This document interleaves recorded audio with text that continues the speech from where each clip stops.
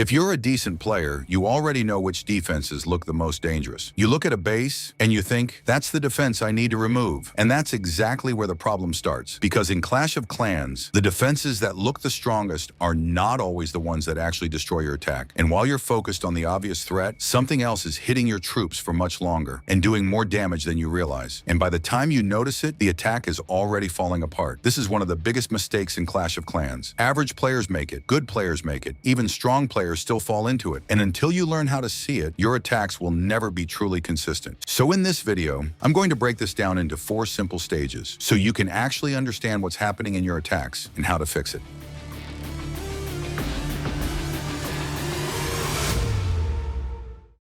Stage 1, the misconception. A lot of players ask, which defense should I target at the start of my attack? And here's the answer. It depends, because defenses are relative. There isn't one specific defense you should always target. It depends entirely on your main army entry. And here's what most players don't understand. It's not about how strong a defense is. It's about how long it stays active. Because a defense that hits you for 15 or 20 seconds can deal far more damage than a stronger one that you destroy instantly. That's the mistake. And once you understand this, you start seeing bases in a completely different way. So let me show you. I created this exaggerated layout just to make this clear. Look at this base. You're not going through the middle. You're entering from the side. If you don't know what a directed entry is, I've explained it in another video. But the idea is simple. You want your troops moving through a line of defenses, so not everything is hitting them at once. Now in this example, we're entering through the Expos, and this is where the concept starts. The defenses directly in your path, that's frontal damage. And frontal damage is not the problem, because as your troops move forward, those defenses disappear. They don't stay active. So even if they have high damage, it doesn't matter. They don't have time to deal it. Now here's the real problem. Side damage. This is what actually kills your attack. Side damage comes from defenses that are not in your path, but still reach your troops. Usually these are high-range defenses, X-bows, long shot, monolith, revenge tower, and they stay active. That's the difference. As your army moves, they keep hitting again and again and again. Look at this X-bow.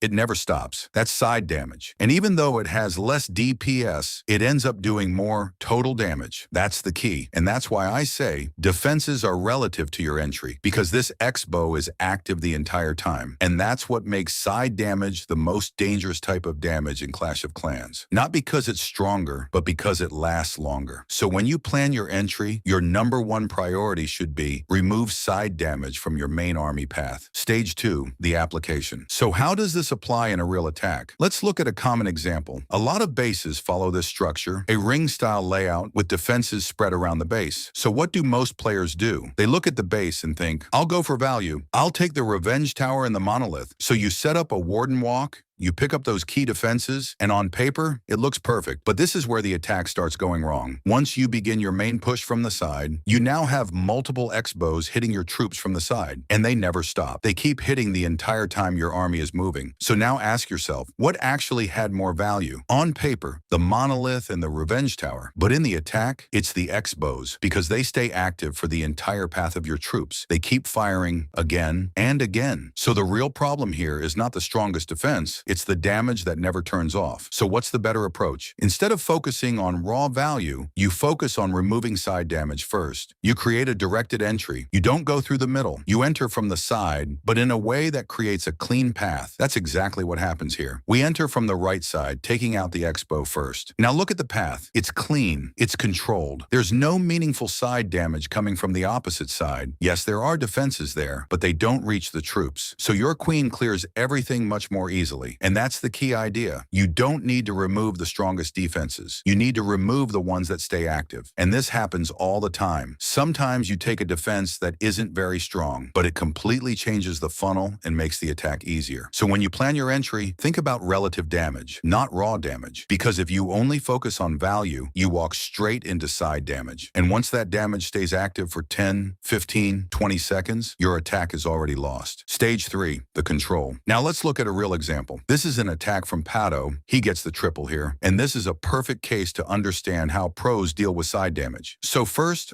Look at the base. This is a very standard layout right now. You have a central core and an outer ring of defenses, and that separation is intentional because once your troops move along the outside, the core defenses are designed to protect that outer layer. Look at how this works. The central defenses are positioned to reach the outer path. They're not fully centered, and that's on purpose, because if they were too centered, they wouldn't create side damage. The entire core is built to apply constant pressure on troops moving around the base. So as your army rotates, there's always side damage hitting. Now look at what Pato does. He removes it, he uses lightning spells on the core, and that completely changes the attack. Because once those defenses are gone, he creates a perfect path. Now the troops move in a line. No side damage, only frontal damage, and that changes everything. Now yes, this is a heavy investment. He uses a lot of spells here. This isn't cheap, but what does he get in return? Control. Once the troops are moving in a clean line, the attack becomes stable. Even in the final stages, with limited spells left, he still finishes the base. Why? Because there's no accumulated damage. And this is especially important here. The thrower is a ranged troop. It doesn't deal well with stacked damage. The only way it gets overwhelmed is when multiple defenses are hitting at the same time. That's side damage. But here, that doesn't happen. Only frontal damage is active, and frontal damage gets removed step by step. So the army keeps progressing, clearing everything with very little pressure. With healers supporting, he finishes the base cleanly. So this is a perfect example of using spells, not for raw value, but to remove side damage. And once that's gone, the path becomes simple. Stage 4, the mastery. Now let's look at another example. This one is even clearer because it shows multiple stages of side damage control. This is an attack from Selenio, and this is exactly how a pro player thinks about entry and side damage. So first, look at the entry. He's coming from the top side. Now ask yourself, which defenses are going to apply side damage to this entry? It's everything on the right side. You have the scatter shot, the X-bow, and the ricochet. Any push coming from this angle will take frontal damage from the front and side damage from the right. That's the problem. So what does he do? He removes it. He uses a fireball on that side to eliminate the side damage. That's stage 1. Now the path is clean. The entry is directed. No side damage, only frontal damage. Then comes the next layer. He continues the funnel and removes the archer tower. Why? Because even small defenses can create side damage later. If troops shift slightly, that archer tower can start hitting from the side. So he removes it early. He's already thinking ahead to the final phase of the attack. Now the main push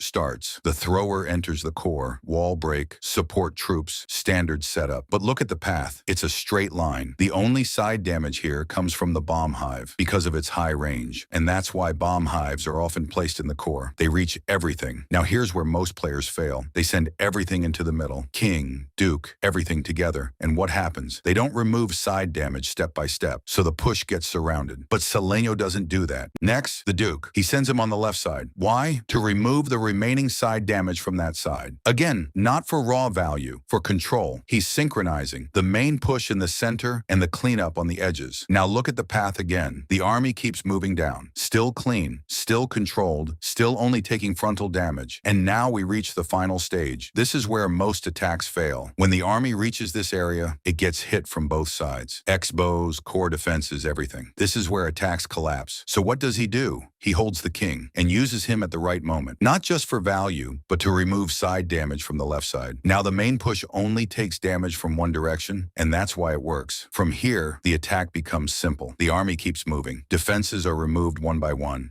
Even with strong defenses left, like the Revenge Tower, he finishes easily. Why? Because it's frontal, and frontal damage gets removed quickly. So what did we see here? A multi-stage attack. First, fireball to remove side damage. Second, funnel adjustments. Third, duke. Fourth, king timing. Everything focused on one thing, removing side damage step by step. And that's how you triple at the highest level. So here's the takeaway. You don't just spam troops. You break the base in stages. You remove side damage little by little. And this is where most players struggle. At lower levels, you can get away with brute force. But as you climb, side damage becomes critical. In Legend League, it matters. At the pro level, it decides the game. If you don't understand this concept, you stop progressing. You can't triple consistently because you're not controlling the damage. So this is the foundation. Once you understand this, everything else starts to make sense. And that's it for today. If this video helped you, you can support me by using code Marinol in game. I really appreciate it. And if you got value from this, make sure to subscribe and drop a like. Thanks for watching, and I'll see you in the next one.